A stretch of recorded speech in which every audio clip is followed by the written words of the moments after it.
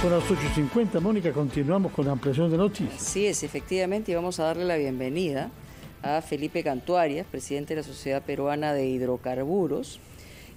Hace algunos días hubo un comunicado precisamente de esta institución y se hablaba de la necesidad del retorno del GLP al Fondo de Estabilización de Precios, precisamente apuntando a tener un mayor equilibrio en el precio, porque tenemos... todos, digamos, estamos sufriendo el incremento en las últimas semanas de este producto que es de primera necesidad. Señor Cantuarias, ¿cómo está? Muy buenos días. Mónica, buenos días. Fernando, muy buenos días. Muchas gracias por la oportunidad. Y en términos amplios, digamos, utilizar el Fondo de Estabilización con la intención de equilibrar los precios del GLP, ¿va a dar resultados o básicamente nos puede explicar las razones, factores internos y de repente externos respecto a este tema? Sí, cómo no, Mónica. Primero quisiera aprovechar la oportunidad para extender mi más sentido pésame a las víctimas ayer del accidente en el río Guayaga. Tremendo, sí. Este terrible accidente. La verdad que, bueno, esperemos que las familias tengan un poco de consuelo. En relación con el tema del GLP, Mónica, Fernando, quería comentarles dos cosas. En primer lugar, hoy el Perú es importador de GLP porque desgraciadamente los campos de camisea ya no pueden producir más GLP. Entonces esto ha llevado a que el día de hoy importemos alrededor del 25% del GLP, que viene principalmente del gas natural. O sea, el GLP que nosotros consumimos no viene del crudo de petróleo, sino viene principalmente del gas natural. Eso ha llevado a que el precio se incremente por dos factores. En primer lugar, por la depreciación del tipo de cambio. Al subir el tipo de cambio necesitamos una mayor cantidad de soles para comprar el mismo producto. Y en segundo lugar, ha subido el precio del GLP en el mercado internacional debido a la mayor presión, la mayor demanda, principalmente en el norte de América por las condiciones de calor. Entonces esto ha llevado a que el precio haya subido y el gobierno haya considerado el reponer el GLP al Fondo de Estabilización de Precios del Combustible, que es un sistema de compensación que funciona en base a un sistema de bandas, una banda superior y una banda inferior. Lo que está proponiendo el Ministerio es establecer una banda superior que permita un descuento de alrededor de 11 soles para que el precio se pueda estabilizar. ¿Qué es lo que ha subido en algunos lugares, digamos, en promedio, no? Es correcto, es correcto. Y recordemos que hay dos estrategias o dos herramientas, mejor dicho, que dispone el gobierno para poder estabilizar el precio del GLP. Uno es el Fondo de Compensación y el otro es el subsidio directo que se llama el FISE, que es el Fondo de Inclusión Social en Energía, que establece un sistema de vales de hasta 20 soles por familia en zonas vulnerables y hasta 32 soles en aquellas zonas productoras de gas natural donde el día de hoy no hay una conexión de red domiciliaria, ¿no? Entonces, en este caso, lo que está proponiendo el gobierno es reponer el GLP al Fondo de Estabilización de Precios con la idea de que pueda bajar por lo menos 11 soles, es lo que ha explicado el ministro de Energía y Minas. Este sistema ya ha funcionado en el Perú por 20 años y ha demostrado ser muy efectivo para la reducción del precio, para estabilizar el precio. Nosotros hemos hecho en la Sociedad Peruana de Hidrocarburos un análisis de los últimos 20 años y efectivamente, cuando existía el Fondo de Estabilización de Precios, el precio nunca subió por encima de los 47 soles, inclusive en aquellos momentos en los que el precio en el mercado, si se hubiera liberado, hubiera estado por encima de los 55, 56 soles. Entonces, ha demostrado ser muy efectivo en ese sentido, Mónica, y es una medida de mercado que nosotros consideramos es oportuna, dada la circunstancia excepcional que está viviendo el precio del GLP por las dos condiciones que he explicado, ¿no? Ahora, es importante mencionar y aclarar una cosa, porque he leído algunos que señalan que al Estado le costaría alrededor de 1.100 millones de soles al año el Fondo de Estabilización de Precios, y creo que cometen un error. Este es un fondo de compensación. ¿Qué significa esto? Que cuando el precio está por encima de la banda mayor, asumamos, por ejemplo, que el gobierno quiere fijar, creo que el ministro dijo que querían fijar entre 40 y 39 soles. 39. Entonces, cuando el precio está por encima de 40 a 39 soles, el Estado tiene que aportar. Entonces, eso sí, el día de hoy le podría costar al gobierno 90 a 100 soles. Pero después tú fijas una banda menor. Asumamos que esa banda menor sea, por decirte, 35 soles.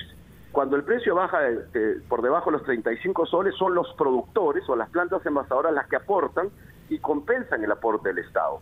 Y en los últimos años, hemos hecho un análisis histórico, hemos tenido varios años en los cuales el fondo ha tenido un superávit, es decir, el aporte de los productores ha sido mucho mayor que el aporte del Estado. Entonces, esto no se trata de un subsidio, y eso hay que corregir a algunas personas que han salido a hablar de manera equivocada y generar una distorsión al tema. Entonces, bien manejado el fondo de compensación debería permitir que al final el Estado simplemente aporte inicialmente y recupere ese dinero con el aporte de los propios productores o plantas envasadoras.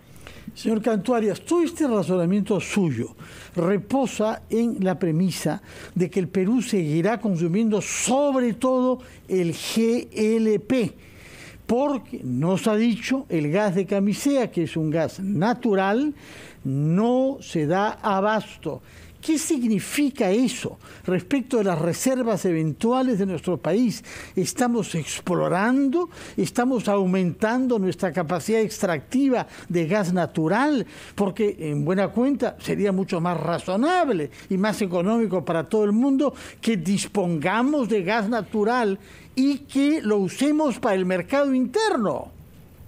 Fernando, tú tienes toda la razón.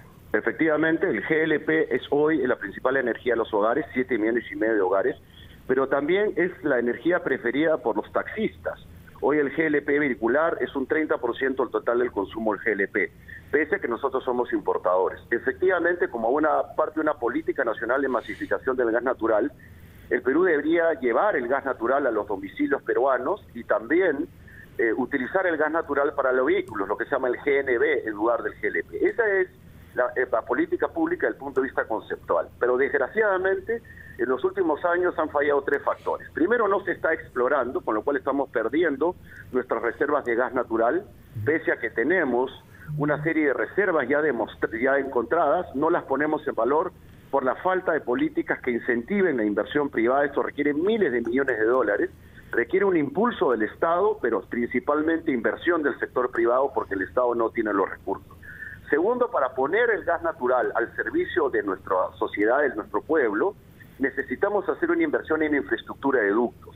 Fernando, Mónica, Carlos, ¿cuál es el problema el día de hoy? Que el gas natural funciona en Lima y el Callao porque Cálida lo puede llevar a los domicilios y hace que el gas natural en aquellos domicilios que lo tienen sea mucho más barato que el GLP.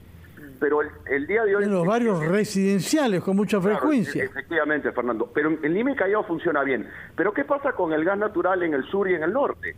Lo tienen que llevar por camiones, lo que se llama el transporte virtual. Y eso hace que el gas natural sea mucho más caro que otras fuentes alternativas de energías, entre ellos el GLP. Entonces, la propuesta de la Sociedad Peruana de Hidrocarburos es: necesitamos explorar más. Segundo, necesitamos promover la inversión privada en la red de ductos, definir el tema del gasoducto del sur y los gasoductos complementarios y también el gasoducto de la costa norte, que es el modelo que ha usado Colombia y que ha permitido que el día de hoy las industrias y los hogares se beneficien de una energía mucho más barata. Y ese es el privilegio que tiene el Perú. Y obviamente, en tercer lugar, necesitamos que promover una política de desarrollo del gas natural que vaya más allá del tema de los domicilios. Me estoy refiriendo a utilizar alternativas como las petroquímicas que permitirían generar una demanda para el gas natural. Sí. Termino con esto señalando, uno de los problemas que tenemos el día de hoy es que si bien tenemos el privilegio de tener gas natural, no tenemos una demanda suficiente que genere un incentivo para ampliar las capacidades de procesamiento que tenemos. Entonces, esto nos limita. Algunos han hablado de que lo que habría que hacer es prohibir la exportación del gas natural.